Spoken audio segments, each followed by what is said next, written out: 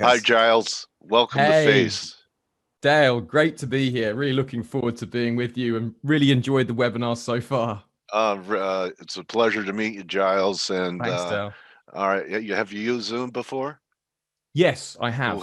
Who hasn't used Zoom, right? So Yeah, I you see. Yeah, you could go ahead and share your screen. you So should see something now. How's that okay, looking? we got it. So Yeah, I like to do this at the beginning, Giles. Obviously, you're a veteran, you're a pro. You're tell me if I have your title correct. Head currency strategist at GCFX. yeah, that's right, Dale. Okay. But you know what? We all had origins and we all had a genesis. We all had a beginning. And, I think a lot of people underestimate how long it really takes to become Yeah, proficient at being a trader. So I'm yeah. curious how you broke into the business. I mean, did you always know you wanted to be in the markets, or You was know, it by chance, or what happened? Dale, it was completely by chance. I had been putting off speaking to a pensions advisor for quite a few years. And eventually, I was at a conference with my work, and I was working as in a city mission in Birmingham. And I went to this conference, and a pensions advisor was telling us how to save for a pension. Now, as you know, Dale, particularly in the UK, if you're working as a sort of a community missions worker in the city, you tend to have very low salaries. So Right. I knew that I needed a pension at some stage, but the pensions advisor, what he was telling me was so difficult to achieve that I just thought, I sat and I started thinking to myself, and I remembered as a child the different exchange rates between the pound and the dollar. You'd have it read out every night on the Huh. BBC News. You'd always say, £1 buys you so and so dollars. So the Right. pound's up or down against the dollar.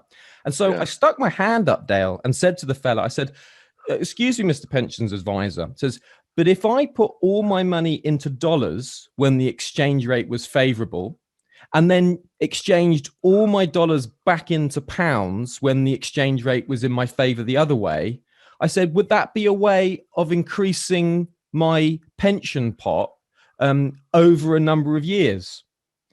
And what he said to me, Dale, was what was he planted a seed in my mind, because he didn't say yes, you could do it.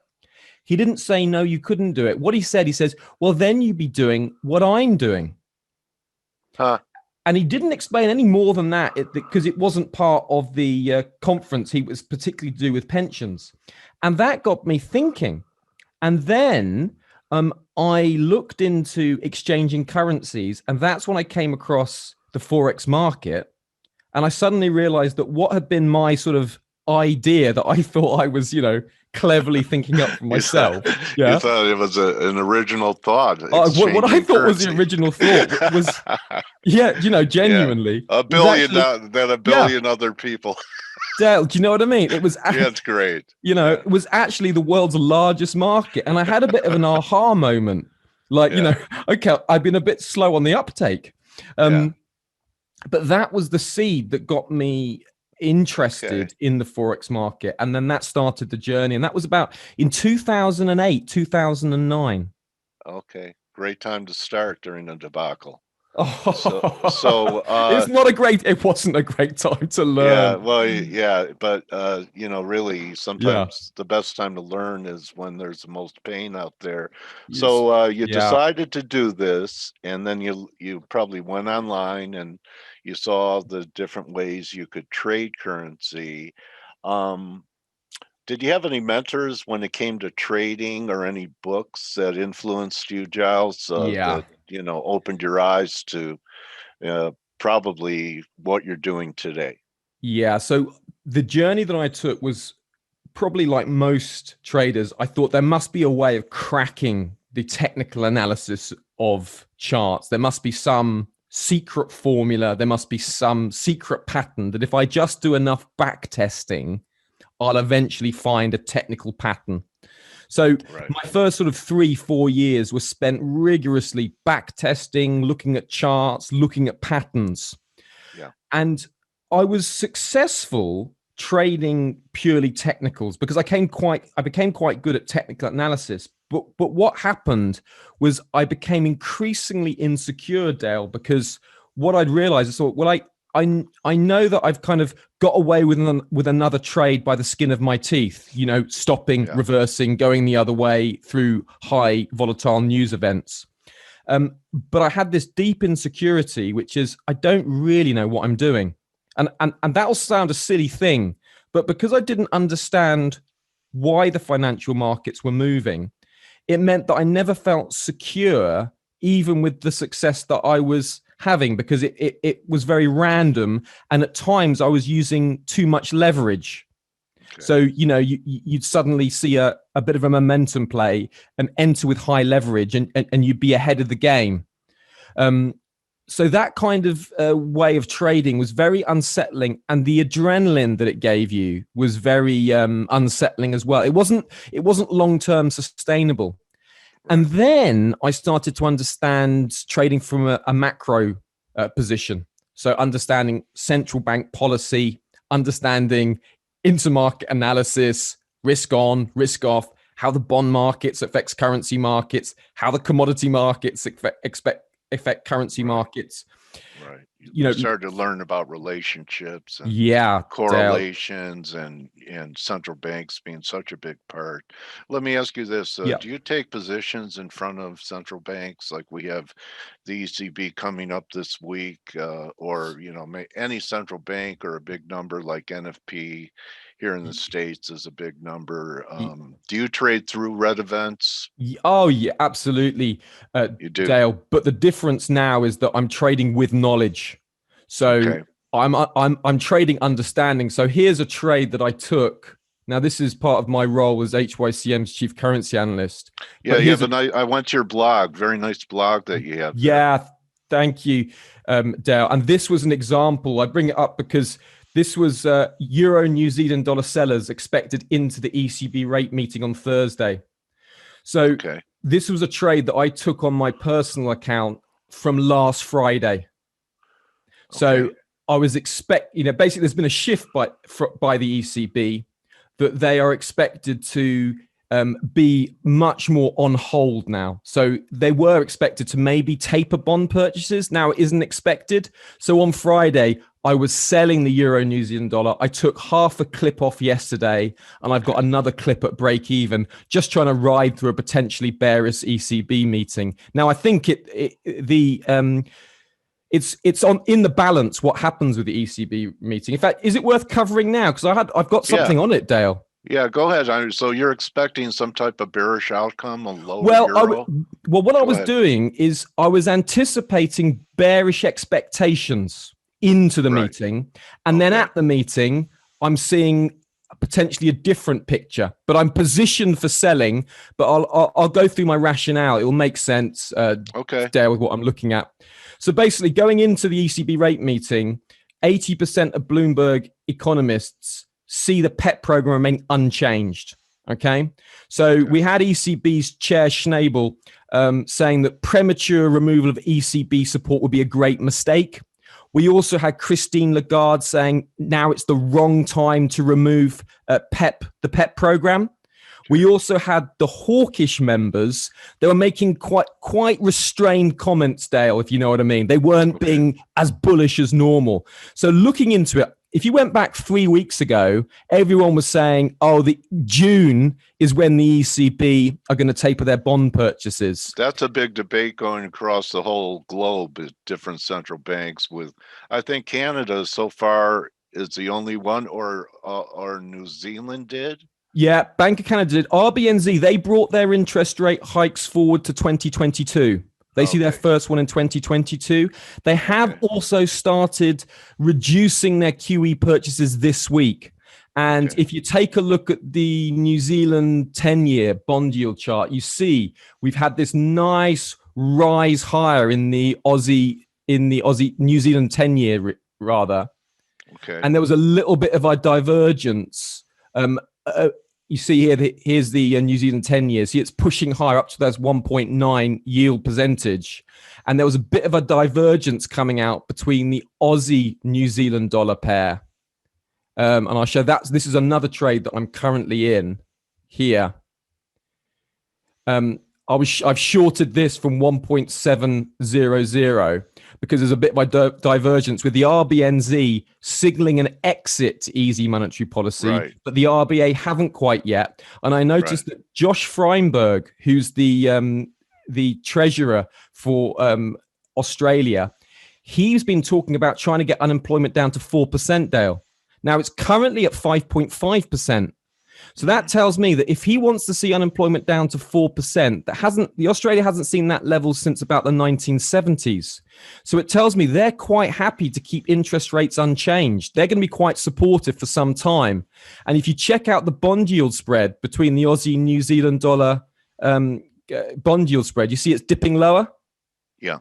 So I'm expecting a little bit of weakness here in the Aussie New Zealand dollar. I have been surprised about this strength, but you can just see here there's consolidation. You've got Harami inside bar pattern, inside bar, a little bit of consolidation against that key trend line. So technically, I'm not worried about that. And fundamentally, I still see downside in the Aussie New Zealand dollar. But anyway, Okay. so I'm getting excited. Okay. I'm getting sidetracked. Okay, so can't find a dollar bull anywhere, right? I mean, most of the sentiment indicators have about 20% dollar bulls, and that's up. Doesn't make sense to me from a while. So I'm wondering what your take is on the global reserve currency. Yeah. If there's any hope for I still think we'll take out the January low. Yeah. But do you think that we're, instead of being close to a dollar crash, we're close to terminating this decline in the dollar? Right. I'll tell you where I'm with this. I get asked by journalists quite a lot because I do Reuters. Well, I was a journalism major in college. So Dale. Here you go. So look, well, this is why you're asking the good question. So I get asked this question a lot. I'll tell you how I'm approaching it from a trader's perspective. Okay. I've heard both sides of the story. The medium-term dollar bearish picture makes sense to me. The short-term dollar strength picture also makes sense to me. So I can see decent arguments on both sides. Now, I think it's going to come down to cat and mouse over the inflation story. So if inflation keeps rising higher, the expectations of the Federal Reserve tapering bond purchase is going to rise. So do you remember the good ADP jobs data we had last Wednesday?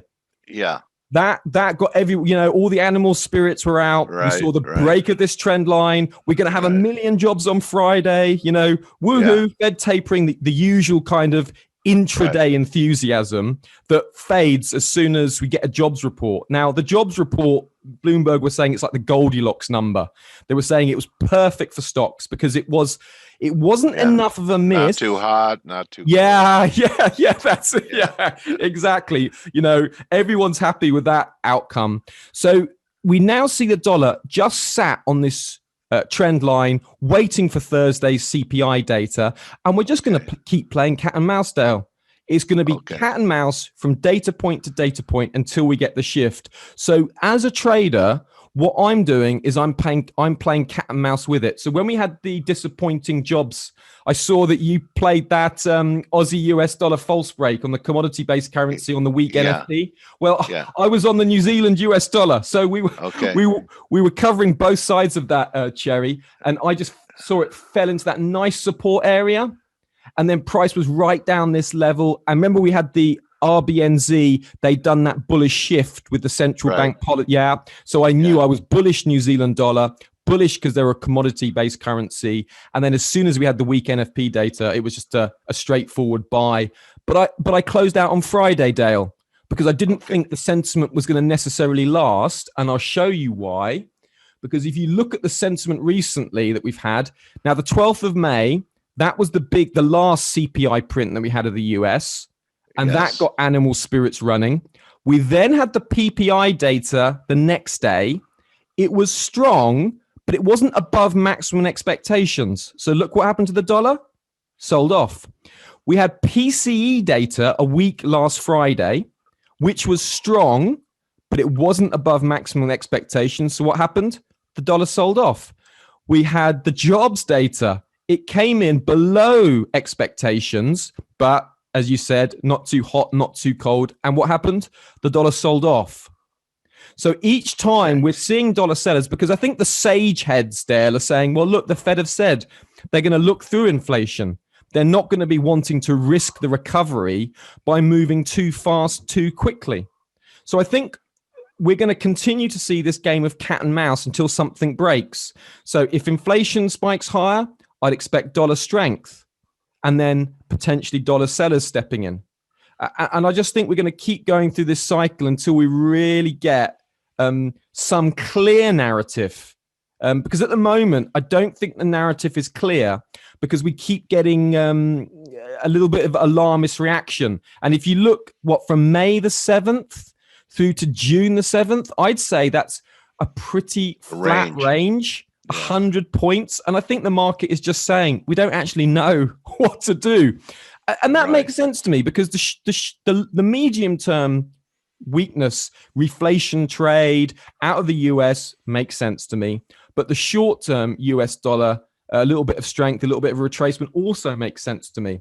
But I'll tell you one pair I'm interested in, which I think we can benefit from all this, is the dollar CAD. Now, tomorrow, we've got the Bank of Canada rate meeting, and I think there's a lot of potential here. And I'll just run you through what I'm looking for. The Bank of Canada, remember the April 21st meeting when they tapered bond purchases? And if you remember going into the event, do you remember how everyone was saying, look, Canada's gone into a lockdown. I bet the Bank of Canada won't taper. And I remember people were going with that breakout because it was a decent breakout. I had to go going with it myself because I was following that narrative. Then the rate meeting came out, and all of a sudden they tapered bond purchases from 4 billion Canadian dollars per week to $3 billion per week.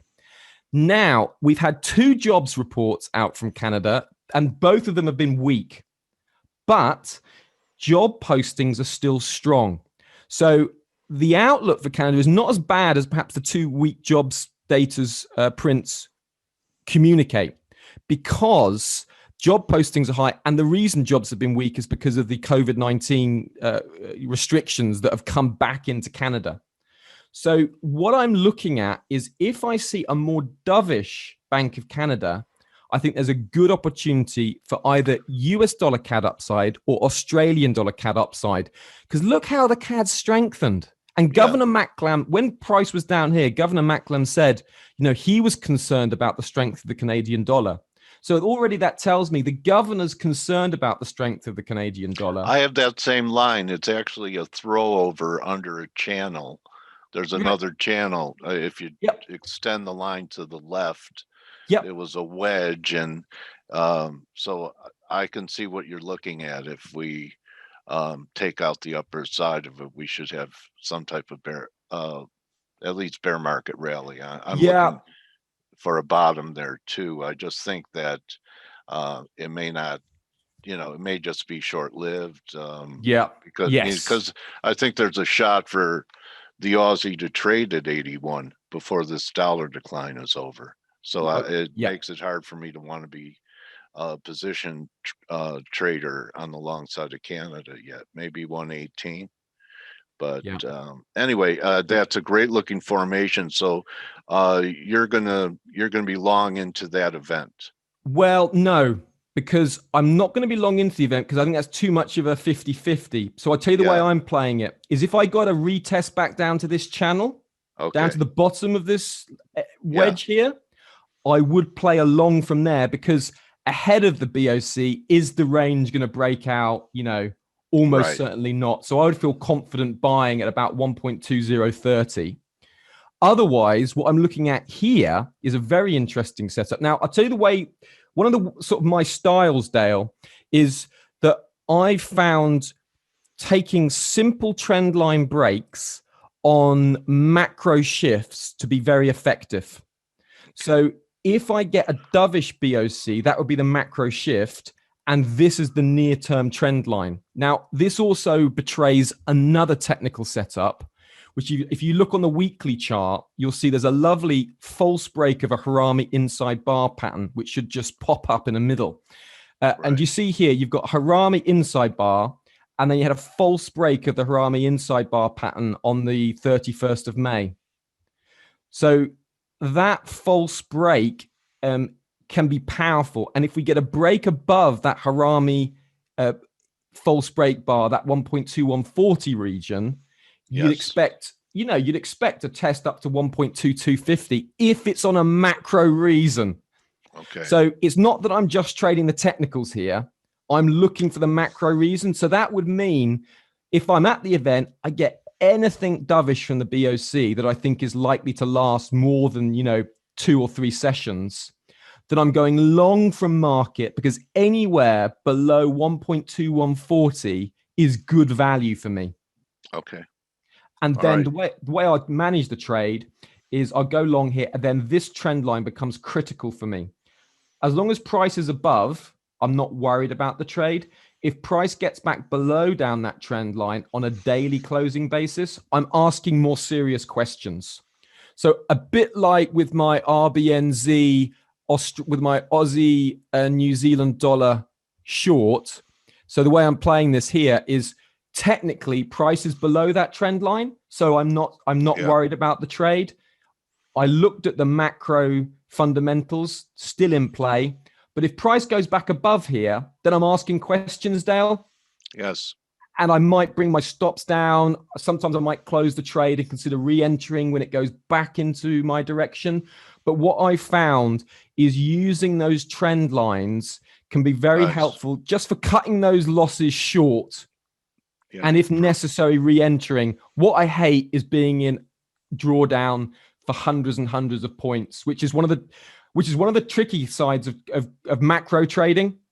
Is you might have a fundamental bias for something, but you still have the same bias whether it's 200 points lower or 300 points lower. Jack Schwager says the same thing when I asked him that question about, he actually wrote about it in the Complete Guide to Futures Trading. Right. That the problem with fundamentalists is they don't have risk management, that, fundamentally, if something looks good and you've bought it at higher levels and it gets cheaper, it looks even better.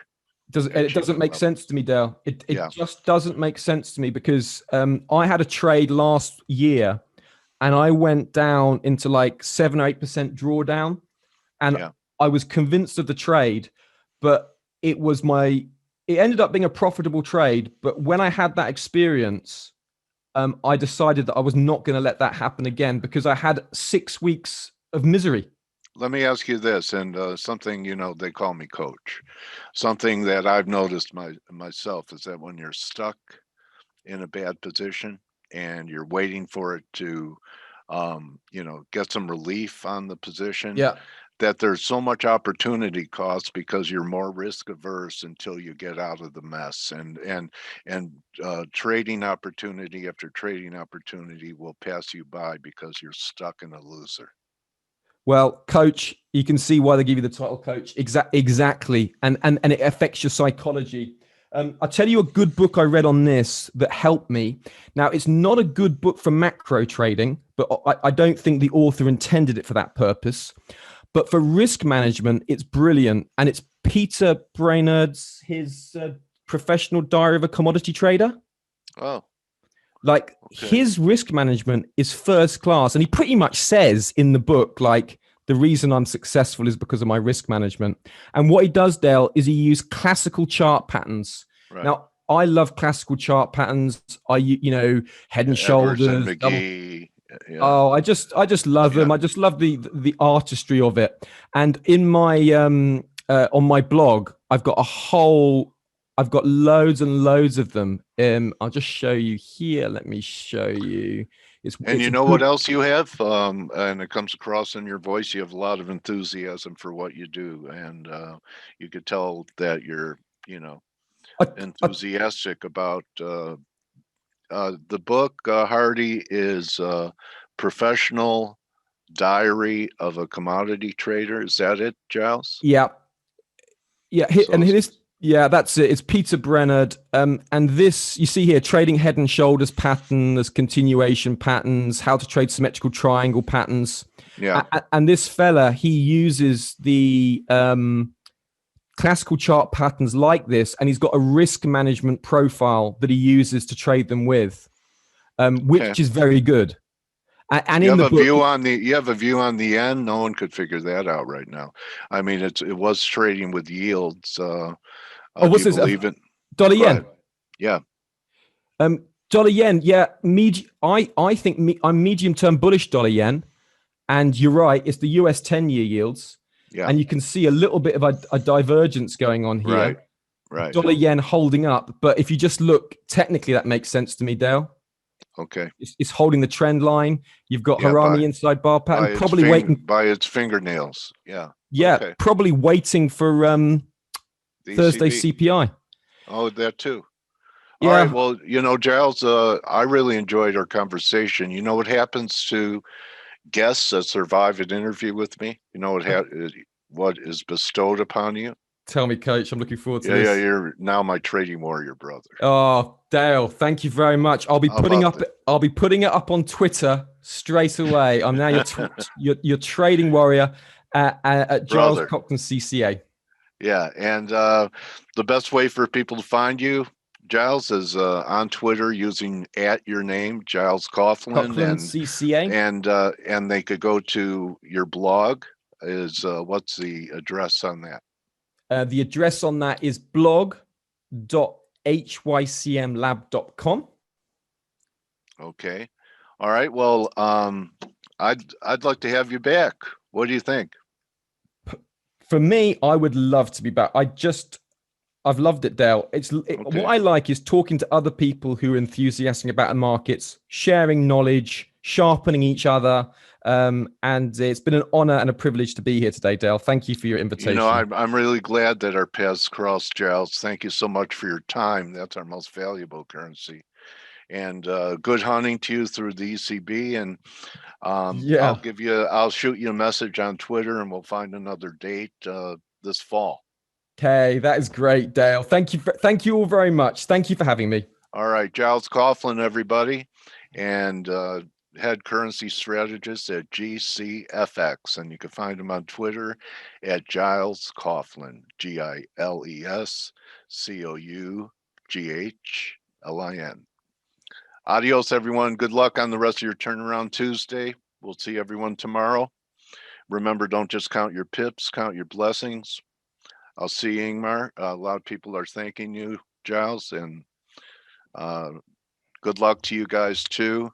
It's not luck, it's hard work and living through adversity. If that scares you, do something else. So I'll see everyone later. Take it easy, Giles. Thanks, Dale. Bye. Bye-bye.